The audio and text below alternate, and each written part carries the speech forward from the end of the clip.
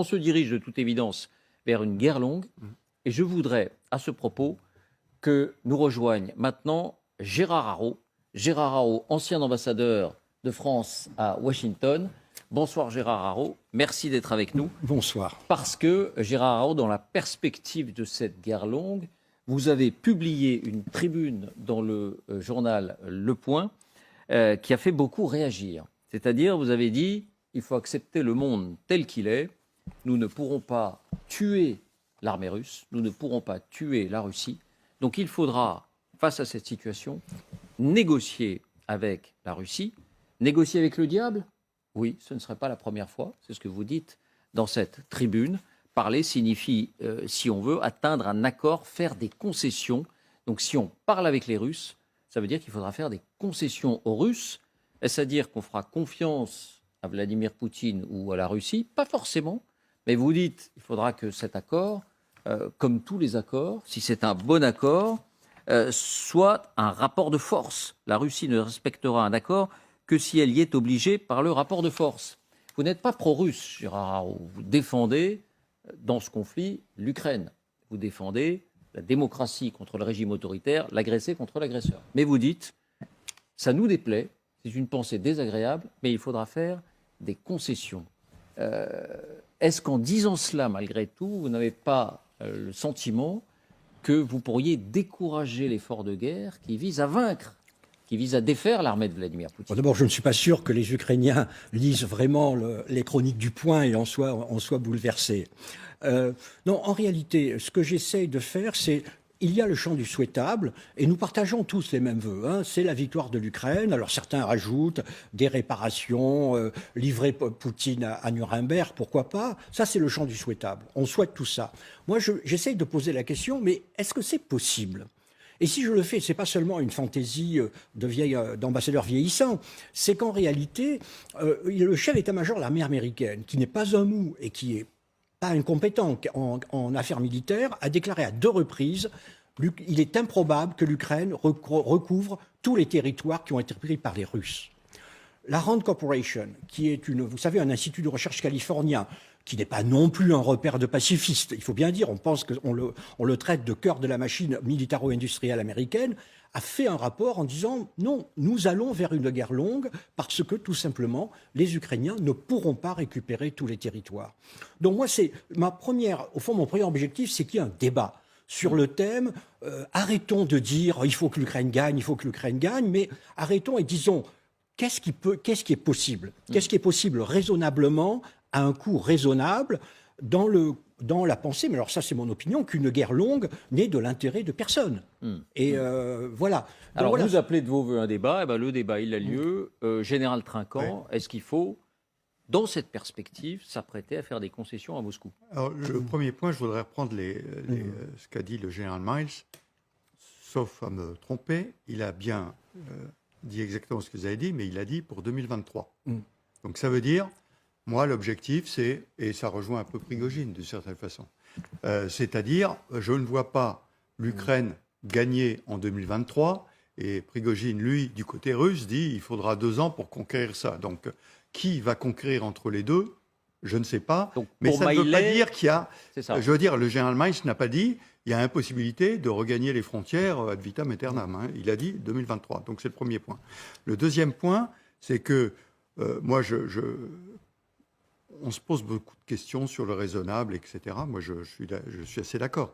Mais moi, je suis de ceux qui disent y penser beaucoup, n'en parler jamais. Aujourd'hui, il faut vaincre. Et le rapport de force est aussi un rapport dans l'échange.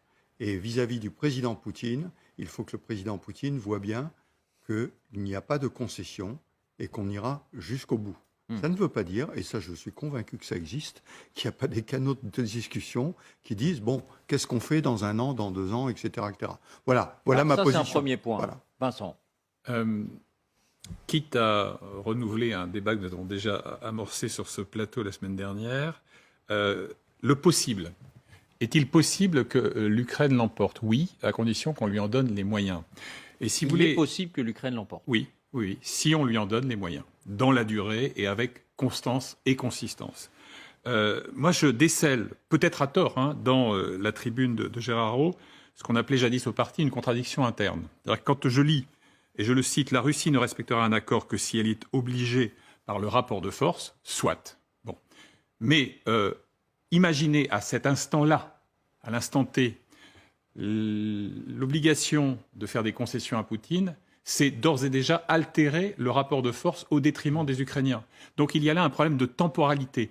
Qu'un jour on en vienne à ce que Volodymyr Zelensky lui-même imaginait, bien avant Boutcha évidemment, mais au début du conflit, à savoir négocier un statut transitoire pour la Crimée, négocier une longue période également transitoire pour le Donbass, peut-être qu'on y reviendra un jour. Mais je pense que dire cela, et l'écrire a fortiori maintenant, c'est, encore une fois, prendre le risque d'altérer le rapport de force que l'on considère comme capital au profit, objectivement, de la Russie. Gérard Haraud.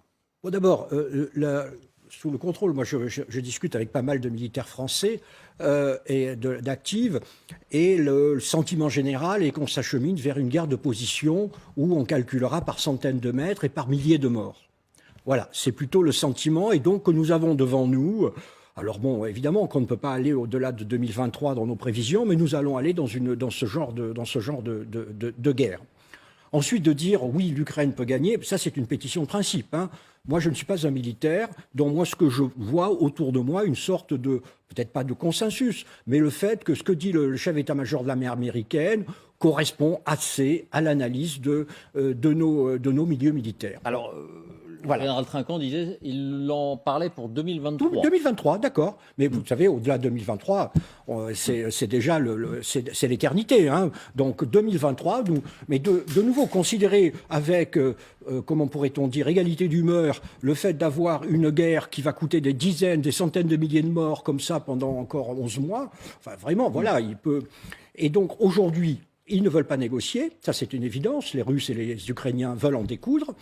Dans 2-3 mois après ces offensives, ces contre-offensives, etc., voilà, est-ce que moi je dis simplement ça, est-ce que les Occidentaux, nous disons simplement, bon ben voilà, on a devant nous 8 mois de guerre et on verra ce qu'il en sera, ou est-ce qu'on essaye de sortir de cette logique? Ce que dit Vincent, Mais on ne pardonnez-moi. peut pas négocier. Hein. Ce que dit Vincent, je ne parle pas de négocier. Hein. Il y aura Oui. pas de Aujourd'hui, il ne peut pas y avoir de paix entre la Russie et l'Ukraine. On le sait très bien. Les Ukrainiens ne lâcheront jamais les provinces qu'ont annexées l'Ukraine, et et la Russie, de son côté, n'acceptera jamais de renoncer aux provinces annexées. Donc la question n'est pas. La question, c'est un armistice ou un cessez-le-feu. Mais à la pardonnez-moi, coréenne. si on veut établir un rapport de force, il ne faut surtout pas Non, mais c'est laisser pas- entendre à Poutine Non, mais c'est pas. qu'on va c'est pas faire Gérard des Haraud concessions, qui- c'est ce que pas dit. Gérard Haraud qui va ébranler le rapport de force, soyons clairs. Moi, je participe à un débat et il est évident que j'espère que pendant les 2 ou 3 mois d'offensive qui viennent, nos autorités politiques, et en particulier la France et les États-Unis naturellement, essaieront de réfléchir à cet avenir sombre qui est devant nous, celui d'une guerre longue, sanglante, dévastatrice, et de voir est-ce qu'on peut y mettre un terme. Et y mettre un terme, naturellement, avec le fait que l'Ukraine doit rester un pays indépendant et sa sécurité doit être garantie. Galia. Moi, je pense qu'il faut quand même qu'on se penche sur, en effet, le sort du Donbass et de la Crimée. La Crimée a été annexée en 2014. La Russie a fortement aidé les soi-disant républiques du Donbass, mais qui représentaient à peu près un tiers du territoire du Donbass. Pendant ces 8 ans donc, de l'existence des républiques du Donbass, la population qui a été pro-ukrainienne en très grande partie est partie en Ukraine. Il y avait aussi beaucoup de gens, plus d'1 million, qui sont partis vers la Russie. Ce sont des territoires difficilement assimilables pour l'Ukraine aujourd'hui. Ce n'est pas qu'on ne peut pas du tout les libérer, mais je ne sais pas comment les Ukrainiens, si jamais ils les récupèrent, vont gérer l'état d'esprit de la population. Donc, c'est une question qui, en effet, est plus délicate. Mais Donc, vous dites ça, par exemple, ça peut faire partie de négociations, d'éventuelles concessions? Ça peut peut-être faire partie d'éventuelles conditions, à condition que les troupes russes reviennent au moins aux frontières de 23 février 2022. parce que ces territoires que les Russes ont conquis maintenant, ils sont en train d'être russifiés. Il y a des déportations massives de la population. Les Russes, si on peut négocier avec eux, je pense que la moindre des choses aurait été le retour volontaire, bien entendu, À ces frontières-là. des populations déplacées et donc la paix avec un statut qu'il est difficile de définir de Donbass À l'avance, et mais- de la Crimée. Mais encore une fois, le problème, c'est que maintenant, le Donbass aussi a été formellement annexé. Il a été annexé dans les frontières administratives des oblasts et non pas du tout dans les Mais donc, frontières. vous allez plutôt dans le sens de Gérard Haro. Un Non, terrain je de ne veux- discussion n'est pas à exclure compte tenu Mais- des difficultés qu'il y aura à reprendre et à gouverner ces territoires-là. Non, mais c'est intéressant. Je parle pas de négociation. Moi, je parle, par exemple, de la solution coréenne. ouais. C'est tout simplement un armistice. Donc, personne ne reconnaît les frontières de l'autre. Donc, les Ukrainiens ne reconnaissent pas l'annexion, les Russes ne renoncent pas à l'annexion. Mais nous avons un armistice. Et en Corée, ça dure depuis 1953. Vous voyez. Emmanuel. Oui, où le cessez-le-feu entre le Japon et la Russie dure depuis à peu près 77 ans. Exactement. Depuis 1945. Mais moi, ce que je retiens dans la tribune de Gérard Haro, c'est l'après. Parce que cessez-le-feu est une chose. Après, c'est la manière dont on va penser notre voisinage. La manière dont on va penser l'architecture de sécurité. La manière dont on va penser la relation sur le long terme avec la Russie. Nous n'allons pas, à notre tour, essayer d'envahir la Russie. Donc, à un moment ou à un autre, il faudra penser à la manière dont cette architecture se construit. Avec une Ukraine dans l'Union européenne, avec une Finlande et la Suède dans l'OTAN, une Ukraine et la Moldavie dans l'Union européenne également. Moi, je crois Et que dans l'OTAN, peut-être. dans un deuxième temps. Disons que pour l'instant, formellement, la demande a été faite pour entrer dans l'Union européenne. Ce que je retiens aussi dans la tribune de Gérard Haro, et d'une certaine façon, il est dans son rôle d'ambassadeur, de proposer une logique de négociation. Ce que je retiens aussi, c'est qu'aux États-Unis, les diplomates sont plutôt va-t-en-guerre, et c'est plutôt les militaires qui sont dans une logique de tenir compte de ce rapport de force. On pourrait évoquer aussi le fait que William Burns, le chef de la CIA, quand il s'est rendu à Moscou, a proposé non pas des concessions ou des compromis, mais a évoqué le fait que, Donc vous aussi, vous dites cette démarche-là, elle s'entend. bien sûr, je ne valide pas ni n'invalide, je dis juste que j'entends le propos qui consiste à dire qu'à un moment donné, C'est diplomatique. tout le monde en est d'accord. Oui. Vous voyez. Que tout le monde... C'est Vous voyez, diplomatique, vous monsieur. imprégnez ma parole. Je m'imprègne de votre pensée plutôt. Je crois que ce qui est important, c'est la temporalité. Et puis d'une certaine façon, Donc la temporalité, c'est-à-dire c'est pas le moment de dire ça, c'est ce que vous voulez dire. personne ne veut négocier pour l'instant. Voilà, c'est ce que je dis. Personne, ni les Bon. Ukrainiens, ni les Russes, et encore nous, moins. Petit Dernier je vous point, parlais de- rapidement. Après, il faudrait aussi qu'on s'entende sur ce que les Russes veulent vraiment. Parce que j'ai en tête une déclaration il y a quelques jours de Margarita Simonian. Vous savez qui est Margarita Simonian, donc turéféraire aussi de Vladimir Poutine, qui elle-même s'interroge en disant c'est pas très clair. Au début, on nous avait parlé d'une dénazification, d'une déotalisation. Maintenant, on nous parle seulement de la reconquête du Donbass, le 24 février. Donc, quel est l'objectif du point de vue de la On Russie? verra le discours de Vladimir Poutine Ouais, le 24 la semaine février. prochaine. J'ai juste une question à vous poser, Ouais. Gérard Haro. Personne n'aurait imaginé que les Ukrainiens puissent reconquérir Kherson. Personne n'aurait imaginé que les Ukrainiens puissent reconquérir Izium. Donc, est-ce qu'aujourd'hui, ça n'est pas tirer un trait sur la possibilité de victoire ukrainienne que de dire ils n'arriveront pas à reprendre les territoires perdus depuis le 23 Alors, février? d'abord, si vous me permettez, pour compléter ce que dit monsieur Dupuis, du côté des Américains, et c'est un côté important, les Américains, l'administration, le président Biden lui-même n'est pas du tout va-t-en-guerre. Les Américains, depuis le début, essayent de contenir l'escalade, d'éviter l'escalade. Il est très clair, je connais bien les Américains, que pour eux, ils voudraient s'occuper de la Chine, que vraiment l'Ukraine, ils voudraient se sortir de ce bourbier et ils ne veulent pas s'y enfoncer encore plus. En ce qui concerne le côté militaire, mais je ne suis pas un expert militaire. Moi, je dis simplement, justement, mais qu'on en parle, que nos experts militaires nous disent à quelles conditions. Alors évidemment, après, on peut dire, ben oui, mais ça sera démenti par les faits, mais on est obligé quand même de se fonder sur des avis d'experts, que les militaires nous disent. Quel est, selon vous, le scénario le plus probable? Est-ce que l'on peut modifier ce scénario pour aller dans le sens d'une victoire totale de l'Ukraine ou au contraire, est-ce que c'est la guerre longue qui est le scénario qui me semble être de plus en plus celui que l'on retient? Général Trinquant. Oui, simplement sur l'avis militaire et sur le fait qu'on arrive à une guerre d'usure où ça ne bouge pas. Vous avez parfaitement raison de rappeler ce qui s'est passé à l'automne, qui a surpris également les analystes militaires français et américains de l'époque. Personne ne pensait que Kharkiv serait enfoncé, personne ne pensait que Kherson serait évacué. Et donc, les Ukrainiens ne sont pas à l'abri de nous faire une autre surprise. Mais c'est vrai que dans le rapport de force... Ou les Russes. Oui, dans le rapport de Ou les force- Russes. Oui, alors, moi, j'y crois moins, pour une raison simple, c'est que les Russes n'ont pas changé leur tactique. On en parlait tout à l'heure. Qu'est-ce que c'est leur tactique? C'est l'artillerie. On bombarde, on bombarde, on bombarde et on fait avancer des vagues d'assaut. Ce qui provoque le grignotage actuel, qui est le début de l'offensive. Tout le monde dit, est-ce que l'offensive a démarré, pas démarré? Elle a démarré.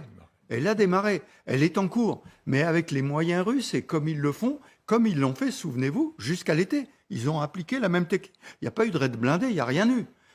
La surprise, elle est venue des Ukrainiens, qui ont été capables de surprendre les Russes, d'attaquer, et qui se sont arrêtés à Kharkiv. Pourquoi? Parce qu'en fait, ils allaient trop loin.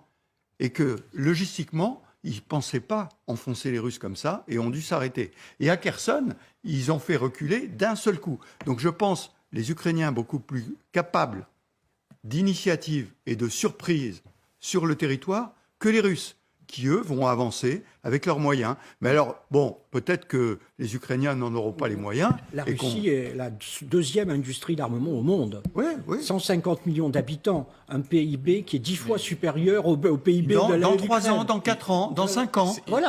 Il- Voilà. il en va du- Aujourd'hui, Ouais. il leur faut 3 ans avec leurs usines pour recompléter les chars qu'ils ont perdus. Et il- 3 ans, donc c'est pas pour cet été. Il en va du potentiel militaire comme de l'intelligence humaine. La question n'est pas de savoir si on en est doté, mais quel est l'usage que l'on en fait. Quel est l'usage que l'armée russe fait de cette suprématie Excusez-moi, supposée?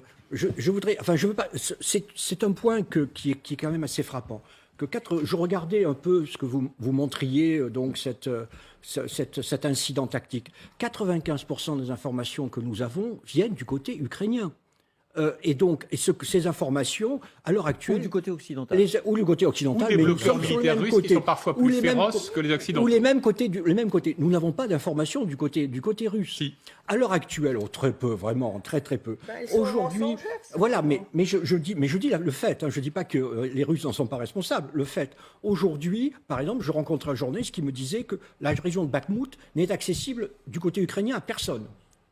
N'est plus accessible. Les Ukrainiens interdisent aux journalistes d'aller dans toute la zone. Et l'hypothèse du journaliste était qu'il fallait retarder la chute de Bakhmout après le 24 février. Donc il y a aussi ce côté information. Vraiment, tous les films que vous projetez, parce que c'est les seuls dont vous disposez, proviennent du côté ukrainien. Et évidemment, c'est une guerre. La guerre, il y a une guerre d'information. Les Ukrainiens ont gagné la guerre d'information. Mais je ne leur Alors, reproche pas. Hein. Les soldats russes, en l'occurrence, Factuellement, c'est inexact. ce sont des Voilà. films Les russes. vidéos où Voilà. les soldats russes se plaignent de manière récurrente de la médiocrité de leur équipement, elles ne sont pas fournies par la télévision ukrainienne. Les blogueurs militaires russes, les faucons, les plus bellicistes, etc., ils sont alignés sur la stratégie du Kremlin. C'est une source d'information qui est utilisée ici comme ailleurs. On ne peut pas dire que l'information provient exclusivement du côté Non, je n'ai pas dit ukrainien. C'est exclusivement. inexact. J'ai dit 90%. Tous les films que vous avez sont des films qui proviennent des opérations, sont des films ukrainiens. Mais Gérard Haro, est-ce qu'on peut mettre sur un même plan ce que dirait Moscou ou ce que dirait Kiev? Ah non, mais c'est C'est-à-dire- une guerre. Et dans une guerre, quand vous êtes Et je dirais la même chose pour la France. La France, si elle était en guerre, devrait gagner la guerre de l'information. Et donc la France mentirait. C'est normal. C'est la guerre de l'information. Nous vivons dans un monde réel. Sauf- C'est une. Et Sauf c'est que, pardon, Oui. sauf que les images que nous voyons Ouais. sont effectivement des images qui viennent de l'Ukraine, mais parce que les Russes ne fournissent aucune image Mais je suis d'accord. sur leur victoire, Totalement, entre totalement. guillemets. Sur Mais les leur Russes, victoire. le système, la Russie, et sans doute à cause de son système autoritaire, centralisé, tout ce que vous voulez, la Russie a perdu la bataille de l'information. Mais c'est aussi S'il fallait que- choisir, je crois que je préférerais les mensonges de l'agressé aux mensonges de l'agresseur. Ah, mais ça, c'est pas. Je suis tout à fait d'accord avec vous. Mais c'est des mensonges quand même. C'est-à-dire que c'est vrai qu'on prend parfois la Russie en flagrant délit de mensonges évidents. Ça arrive moins pour l'Ukraine. C'est arrivé. C'est arrivé. Et, De l'opacité. et on l'a fait remarquer. Et l'opacité. Et on l'a fait Quelles sont remarquer. les pertes, par exemple? Mais il faut bien reconnaître que ça arrive beaucoup moins souvent. Bien Galia, sûr. un dernier mot. Oui, bien sûr, les Ukrainiens, je pense, ne mentent pas, mais probablement occultent certaines informations. Et par exemple, on n'a pas du côté ukrainien, comme d'ailleurs du côté russe, on n'a pas d'informations fiables sur le nombre de blessés et de morts. Mais les Ukrainiens ne donnent pas les chiffres du tout. alors que les Russes donnent des chiffres complètement mensongers. Vous voyez, c'est ça la différence. Alors, il y a des chiffres occidentaux sur les pertes, ceux-là, ils nous arrivent. Hein. Emmanuel, un dernier mot. Dernier mot, en revenant sur ce qu'a dit Jens Stoltenberg, encore secrétaire général de l'OTAN, qui fait un aveu, une concession, hein, enfin une évocation d'une réalité qu'on ne peut pas dénigrer sur le fait que nous aurons du mal à tenir une guerre très longue, car nous avons moins d'obus que n'en ont les Russes. On parle de des millions d'obus qu'ils auraient en stock. Donc, d'une certaine façon, ce n'est pas du défaitisme de rappeler les difficultés de tenir cette guerre longue. Par contre, à un moment ou à un autre, on est tous d'accord sur ce plateau, et je pense sur tous les plateaux, pour dire qu'il y a un agressé et un agresseur, et que parfois la neutralité sert l'agresseur. Voilà. Parce que c'est d'une certaine façon lui donner une sorte de raison d'avoir fait cette agression. Donc il faut être très vigilant sur les mots, mais je ne C'est pas ce que je ne fait vise Gérard pas du Haraud. tout. Et je précise, je ne vise pas du tout la tribune de Merci Haraud. Gérard Haraud, Mais- merci d'être venu vous expliquer, c'était très intéressant. Et le débat, voilà, c'est le débat. Et tous les points de vue s'expriment. Et c'est très intéressant aussi de vous écouter. Merci beaucoup Dominique, merci Vincent, merci Emmanuel, merci Galia d'avoir